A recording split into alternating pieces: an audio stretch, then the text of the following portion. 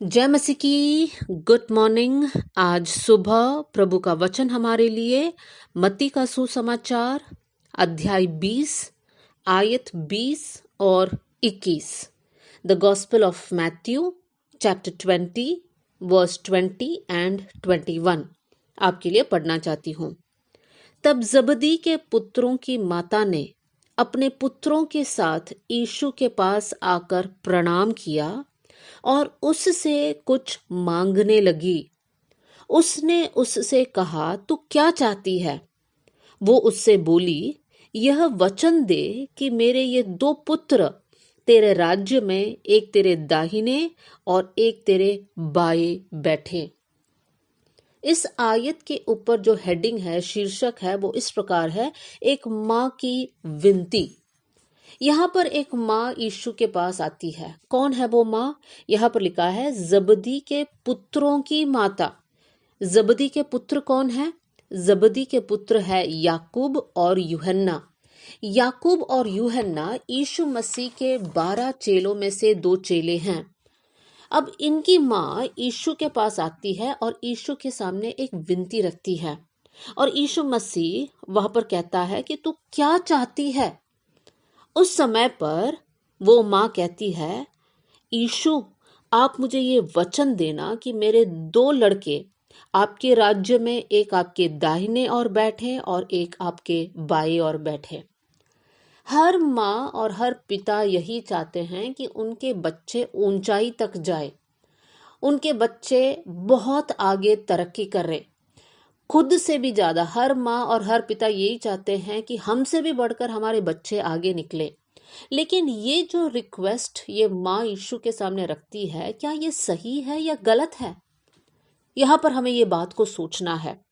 और ये विनती के कारण बाकी के 10 चेलों के बीच में क्या होता है? उसी अध्याय की 24वीं आयत पे हम पढ़ते हैं, वर्स 24 में, यह सुनकर 10 चेले उन दोनों भाइयों पर क्रोधित हुए। देखिए, यीशु के साथ 12 चेले हैं। ये 12 चेले यीशु के साथ रहते हैं, यीशु के अद्भुत कामों को देख रहे हैं, यीशु की शिक्षाओं को पा रहे हैं। लेकिन उनके बीच में 2 चेलों की माँ आकर यीशु से सिफारिश करती है, रिकमेंड करती है कि मेरे बच्चों को आप ज्यादा उठाना, ज्यादा आदर देना, और उस कारण बाकी के चेले इनसे क्रोधित होते हैं।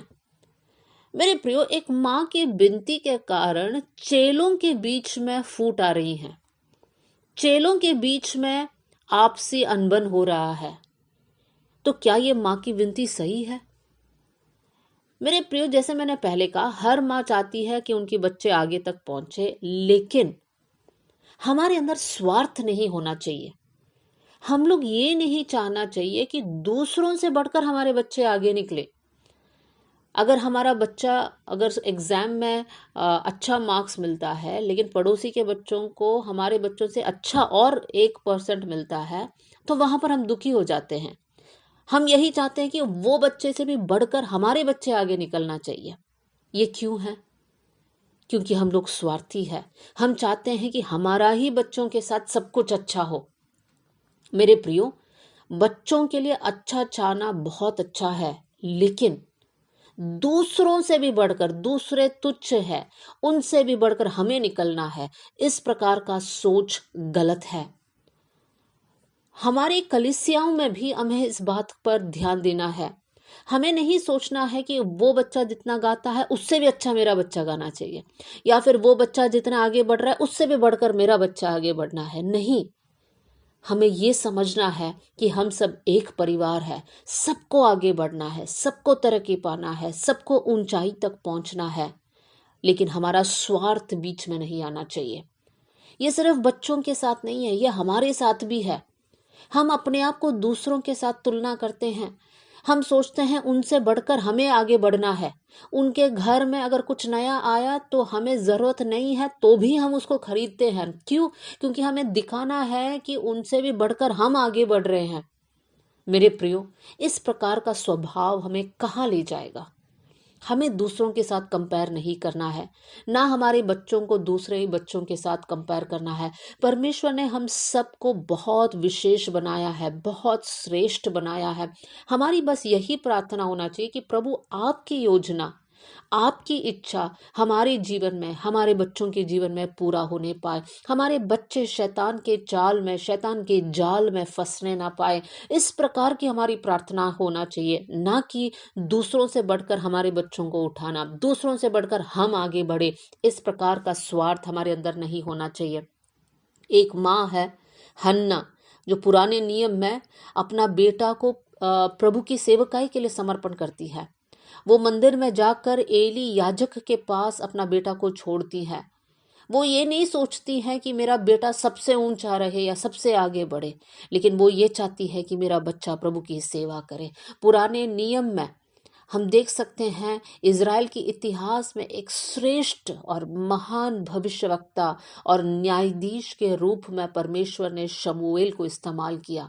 मेरे प्रियो, हम लोग स्वार्थी नहीं होना है, लेकिन जब हम हमारे बच्चों के लिए और हमारे लिए प्रार्थना करते हैं तो परमेश्वर सबसे ऊंचाई पर हमको पहुंचाएंगे, सबसे श्रेष्ठ पदवी पर हमको लेकर जाएंगे। लेकिन हमें ध्यान देना है कि हम लोगों के अंदर स्वार्थ नहीं आना चाहिए।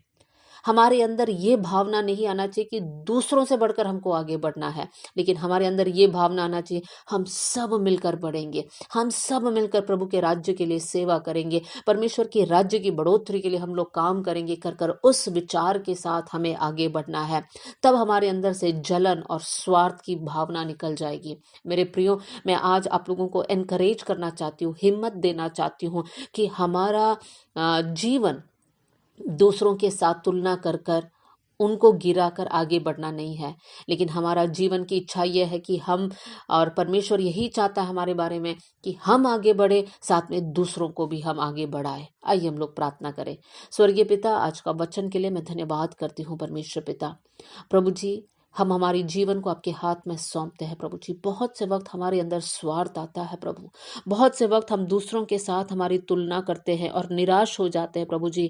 लेकिन आज मैं दुआ करती हूँ प्रभु, वचन सुनने वाले हर एक के अंदर से ये स्वभाव निकल जाए प्रभु जी। हमारी बस यही इच्छा है कि प्रभु आपने जो योजना हमारे लिए रखा है वो पूरा होने पाए, हमारे बच्चे आशीषित होने पाए प्रभु जी। आपकी इच्छा, आपकी योजना हमारे बच्चों के जीवन में पूरा हो, हमारे बच्चे गलत राह में ना जाए, गलत मार्गों में ना फंसे प्रभु जी, गलत संगति में ना पड़े। कर कर मैं दुआ करती हूँ परमेश्वर पिता, हम सबके परिवारजन आशीषित होने पाए प्रभु, आप में बढ़ने पाए। आपने हमारी प्रार्थना सुन लिया, इसलिए धन्यवाद। आदर और महिमा आपको देते हुए यीशु के नाम से हम मांगते हैं, amen. God bless you all. जय मसीह की।